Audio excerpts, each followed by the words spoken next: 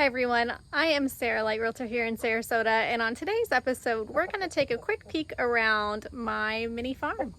Now on the property we do have 6 full-grown chickens, 4 chickens called Frizzies or Frizzles, and 2 Guineas, and I'll show you those in just a few moments.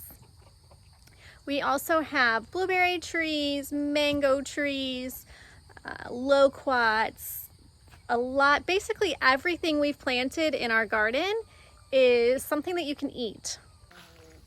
So here are our blueberries and our loquat. We have cranberry hibiscus. You can make tea out of this. You can cut the leaves up and just put it in your salad. So many varieties for this. We have citrus trees, we have lemon, tangerine, grapefruit, pineapples. That's actually an olive tree. There's our mango. We got our first harvest off this mango tree this year and it was fabulous.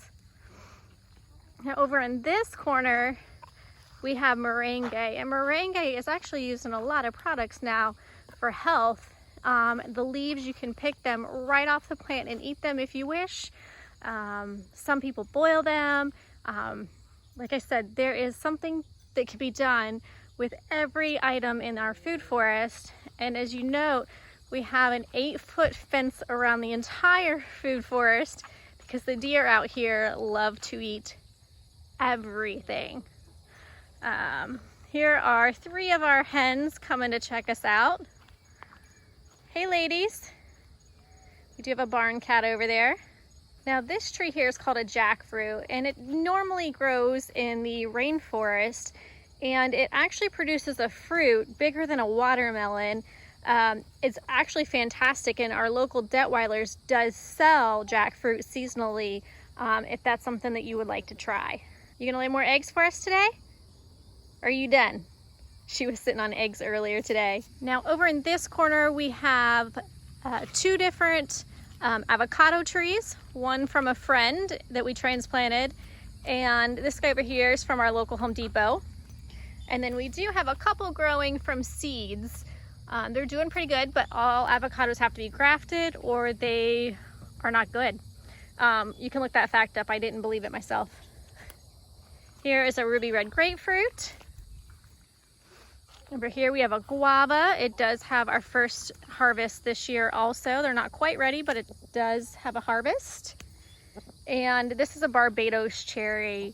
Cherry trees don't normally grow in Florida, but the Barbados is fantastic. We've actually gotten a couple off of this guy already this year also. So as you can see, we have a lot of different varieties of food that can be grown locally on your property. You don't need a lot to grow some of these items. So if you have any questions on what we're growing and if you need any tips on growing them, comment below. I'd love to help you out. And if I don't know, I will research it for you. There are so many items that you use in your kitchen daily that once you buy them, you don't have to ever buy them again. Green onions being one of the main items. Once you use your green onion, you don't usually use that white section.